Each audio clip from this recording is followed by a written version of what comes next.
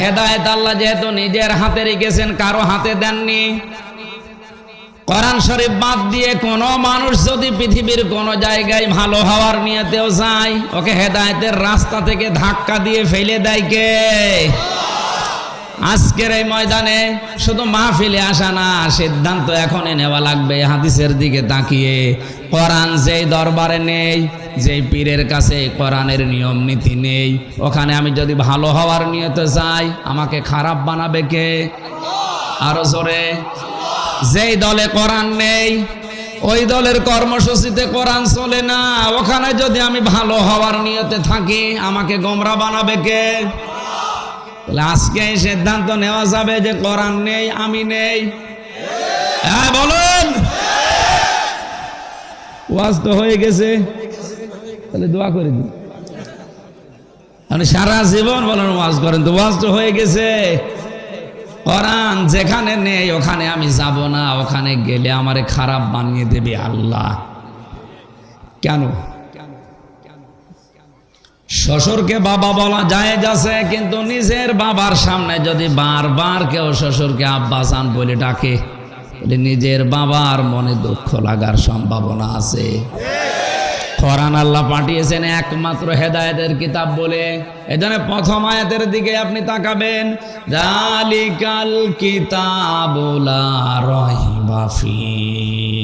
এই যে কিতাবের আগে আলিফ লাম দেওয়া, যারা আরবি গ্রামার বোঝে ওদের জিজ্ঞাসা করেন আলিফ লাম দিয়েছে আল্লাহ নির্দিষ্ট করে এই কারণে, পৃথিবীতে একটাই কিতাব আছে মানুষকে হেদায়েত দিতে পারে, তার নাম কোরআন শরীফ। কোরআন ছাড়া হেদায়েত দেওয়ার ক্ষমতা আর কোনো কারো। এজন্য কোরআন বাদ দিয়ে যদি অন্য জায়গায় যায়, আল্লাহ তখন ওই বাবার মতো রেগে যায়। বেটা তোরে পাঠালাম হেদায়েত দেওয়ার জন্য কোরআন শরীফ, আর তার কাছে তুই নেই, কোথায় ঘোরাঘুরি করিস? এখন দেখি তোর কোন বাবা তোরে আমার জান্নাতের পথ দেখায়। এই জন্য অধিকাংশ দরবার থেকে আমরা দেখি এদেশে 48,000-এর উপরে পীর, কিন্তু অধিকাংশ দরবারে কোরআন নেই, কোরআনের কর্মসূচিগুলো চলে না। এই জন্য হাজারো দরবারে মানুষ ভালো হওয়ার নিয়তে গেলেও খারাপ হয়। এর বাস্তব প্রমাণ আমার কুষ্টিয়া লালনের মাজার। এই কথা বলছেন, এই মানিকগঞ্জ এই এলাকা থেকে অনেকে বউ, ছেলে মেয়ে, বেটার বউ সব নিয়ে চলে যাচ্ছে ভালো হওয়ার নিয়তে। যদি জিজ্ঞাসা করেন কেন এসেছেন, বলবে আল্লাহর ওলি। ওইটা যদি আল্লাহর ওলি হয়, আমার তো মনে হয় যতটুকু যে সারা দেশ মিলে আপনি যতটুকু গাঁজা না পাবেন, তার চাইতে ডবল গাঁজা পাওয়া যাবে ওই মাজার। পুলিশে পাহারা দিয়ে দিয়ে খাওয়ায়, কারণ এখানে অনুমতি আছে, ওদের লাইসেন্স নেওয়া আছে, তো অসুবিধা নেই। বলেন তো, যেখানে নিষিদ্ধ কাজগুলো চলে, ও আল্লাহর ওলি হয় কি করি? আর যত রকমের শিরিক বেদাত ওখান থেকে আবিষ্কার হয়। মানুষ প্রকাশ্যে কবরকে সেজদা করছে, অথচ নবীজি জানিয়েছেন লা তাত্তাখিদুল কুবুর মাসাজিদা, কবরকে সেজদার জায়গা। তা আপনার হাদিস কি কোনোদিন শোনেননি? এর পরেও কেন মানুষ এখানে যাচ্ছে? যাওয়ার ফল কি? আগে গাঁজা খেত না, এখন খায়। আগে বিড়ি খেত না, এখন খায়। কি ভালো হয়েছে না খারাপ হয়েছে?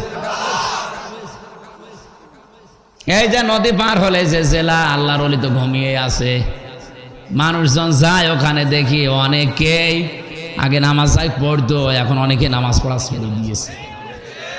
আমি আবার বলছি, যেখানে কোরআন নেই ওখানে ভালো হওয়ার নিয়তে গেলে আপনাকে খারাপ বানাবে আমির হামজা। বলুন বলুন। মানিকগঞ্জের এই মসজিদে এখন যদি কেউ এশার নামাজে যে দেখে ইমাম সাহেব দাড়ি কেটে সফা করে ফেলিস, আপনি নামাজ পড়বেন? ইনি যদি যে বলে হুজুর আপনার দাড়ি কই, হুজুর বলবে মুসল্লি আপনার দাড়ি কই। ইনি কি বলবে? হুজুর দাড়ি ছাড়া মুসল্লি হওয়া যায়, ইমাম হওয়া যায় না। আমি হাসির খোরাকি দেয়নি, এখানে শিক্ষা আছে। আপনার মগজ যদি মাথায় থাকে, একটু ওকে বিবেকটা খাটাতে পারেন না? যে মানিকগঞ্জের কি এলাকা, এটার নাম বাঘিয়া। এ গ্রাম আর কয়জন চেনে বাংলাদেশ? আমার মনে হয় কুষ্টিয়ায় গেলেও যদি বাঘিয়া বলে কিয়ামতের আগে চিনবে না। তো এই গ্রামের মসজিদের ইমামের দাড়ি নেই, এই জন্য আপনি যদি নামাজ পড়তে রাজি না হন, দাড়ি কেটে গোপ কেটে ও বিশ্ব অলি হয় কি করে? এরপরও যদি কারো বিবেক না খোলে, আমার মনে হয় আর বিবেকের উপরে কুকুরে প্রসাব করিস। ও বলছে ঠিক ঠিক আছে। তাহলে এতক্ষণ পর্যন্ত আলোচনার সামারাইজ হচ্ছে এই, যেখানে কোরআন নেই ও দরবার যদি আমার বাবাও তো আমি নেই, ওই দলের প্রতিষ্ঠাতা যদি আমার বাবাও হয়, ওই দলে আমি এই সামিয়ানা পর্যন্ত শেষ।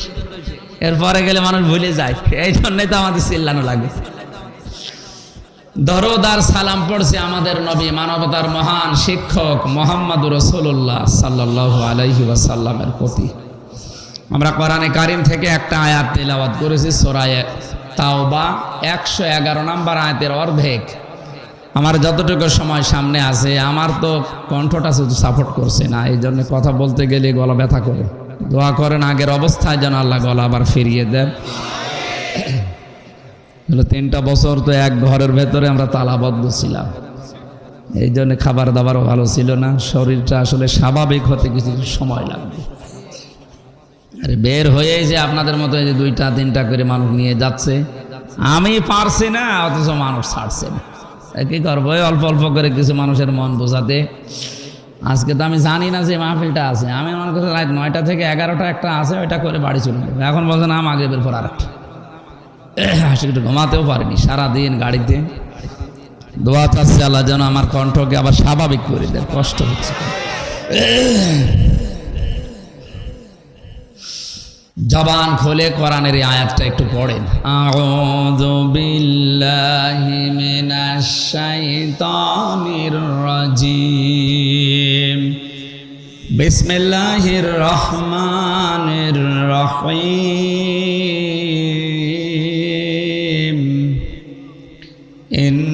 ইন্নাল্লাহা আশতারা মিনাল মুমিনিনা আনফুসাহুম ওয়া আমওয়ালাহুম বিআন্না লাহুমুল জান্নাহ।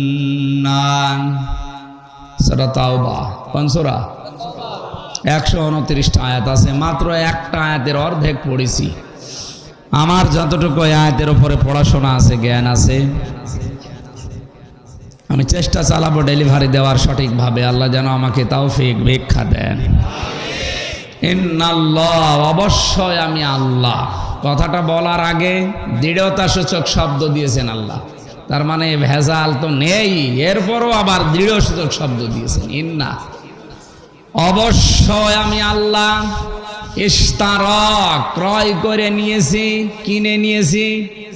তাহলে এখানে ক্রেতাকে খেয়াল করে করে মিলাবেন। এখানে ক্রেতা কিন্তু আমির হামজা না, কারণ আমার মেধার কতটুকু আছে, আমি জিনিস কিনতে গেলে হয়তো 1 নাম্বারের জায়গায় 2, 3 নাম্বার, 5 নাম্বারও কিনতে পারি, নাকি? যিনি কিনতে চাচ্ছেন ওনার মেধা কিন্তু এরকম আমির হামজার মতো না। আমির হামজার মেধা যিনি বানিয়েছেন সরাসরি তিনি। তাহলে এখানে ক্রেতা সরাসরি কে? অবশ্যই আমি আল্লাহ। কিনতে চাই বা কিনে নিয়েছি মিনাল মুমিনিনা, মুমিনদের কাছ থেকে। এখানে ক্রেতা আল্লাহ, বিক্রেতা মুমিন। এই কথাটা খুব গুরুত্বপূর্ণ। আমি যার তার কাছে কিনতে চাই না, আমি কিনতে চাই মুমিনের কাছ থেকে। আনফুসাহুম ওয়া আমওয়ালাহুম, প্রথমে তাদের জীবন আমি কিনতে চাই, 2 নম্বরে তাদের সম্পদ আমি কিনতে চাই, বিনিময়ে তাদেরকে বিআন্না লাহুমুল জান্নাহ, আমার জান্নাত দিতে চাই। আমরাও জানি যে কোনো বিষয় যদি বেচা কিনা করা লাগে, 4টা বিষয় সামনে রাখা লাগে। একটা সম্পদ লাগে, এর একজন বিক্রেতা লাগে, এর একজন ক্রেতা লাগে, আর এর একটা মূল্য লাগে। কথা বলেন।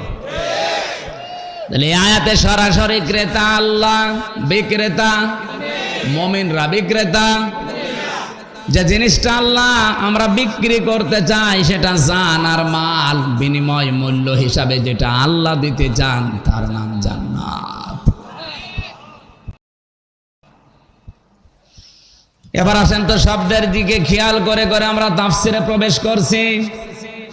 আল্লাহ পাক যেহেতু কিনতে চান, কোন পচা জিনিস অবৈধ জিনিস কিনবে না। তাহলে আগেই হওয়া লাগবে কোন জিনিস যদি আমি বিক্রি করতে চাই ওইটা পবিত্র। কথা বলেন না কেন? টাটকা হওয়া লাগবে, পবিত্র হওয়া লাগবে, বৈধ হওয়া লাগবে। হারাম হলে হবে না, নাপাক হলে হবে না, অবৈধ হলে হবে না। আর যার তার কাছে আল্লাহ কিনতেও চান না, আল্লাহ পাক কিনতে চান মিনাল মুমিনিনা, শুধু মুমিনদের কাছে। এখন আমি যদি কিছু আল্লাহর কাছে বিক্রি করে জান্নাত পেতে চাই, প্রথম শর্ত আমাকে মুমিন হওয়া লাগবে। মুমিন কাকে বলে? আমাদের দেশে মুমিন মুসলমান মনে হয় ওইটা যার আগা কাটা আছে। কে মনে করে যে মুসলমানই দেওয়া আছে, আমি মুমিন নাকি? আগা কেটে দিলে যদি মানুষ মুসলমান হয়, তাহলে ছাগল কি? কে ছাগলও মুসলমান? ও তো মুসলমানই দেওয়া আছে। আমি এক কথাই বলছি, আপনার ঈমান আছে কিনা এটা ফেরেশতাকে জিজ্ঞাসা করা লাগবে না, আপনি নিজেই টের পাবেন। সাহাবী বলেন, হে নবী, আমার ভেতরে ঈমান আছে কিনা আমি টের পাবো কি করে? নবীজি বলেন, তোমার যখন ভালো কাজগুলো আনন্দ লাগবে আর অন্যায় কাজ দেখলেই যখন তোমার কষ্ট লাগবে, তুমি বুঝবে যে তোমার ভেতরে ঈমান আছে। বাংলাদেশে সবার কাছে ভালো কাজ ভালো লাগে না। প্রধানমন্ত্রী যে পদ্মা সেতু আর টানেল, অন্তত এই দুইটা কাজ তো চোখে দেখার মতো। আর যাই করে করুক, এই দুইটা কাজ তো দেখেও অন্তত ভালো বলা দরকার। এর পরেও অনেকের কাছে ভালো না। আরে ভাই, অন্যায় যা করেছে যেগুলো, ওগুলোর জন্য আপনি করেন, তো এই দুইটার প্রশংসা তো করবেন। এ মাওয়া ঘাটে আমার 8-9 ঘন্টা করে দাঁড়িয়ে থাকা লাগতো, আর এখন মাত্র 7-8 মিনিটে পার হয়ে চলে যাচ্ছে। আর এই যে বঙ্গবন্ধু টানেল চট্টগ্রামে, ধার করে করুক, ঋণ করে করুক, যাই করুক, করিয়েছি তো। এই ভালো কাজটার মূল্যায়ন আপনার মুখ দিয়ে কোনোদিন বের হয় না। সবচাইতে ভালো কাজ 564টা মসজিদ বানিয়েছে। যদি 564টা মন্দির বানাতো, আপনি কি করতেন? তখন শিরিক হতো। কি হয়তো? অন্তত এই মসজিদগুলোতে আর যাই হোক, 2-1টা সেজদা তো হবে। এ ভালো কাজ দেখলে যাদের ভালো লাগে না, অন্যায় দেখার পরও যে মানুষটা অন্যায় মনে করে না, শুধু নিজের দলের লোক বলে বলে ঠিক আছে। জাহান্নামে যাওয়ার জন্য আমি 3টা গুণ পেয়েছি কোরআনে।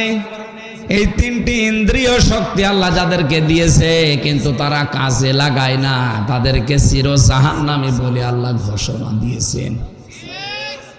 নাকি ওই আয়াত বাদ দিয়ে দেব? সূরা আরাফ 9 নম্বর পারার 13 নম্বর পৃষ্ঠার 1 নম্বর লাইনের 179 নম্বর আয়াত।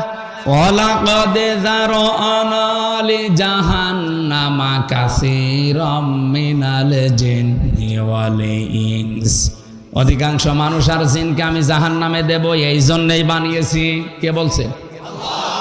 কেন জাহান্নামে দেব? এদেরকে এত আদর করে, এত সোহাগ করে বানালাম।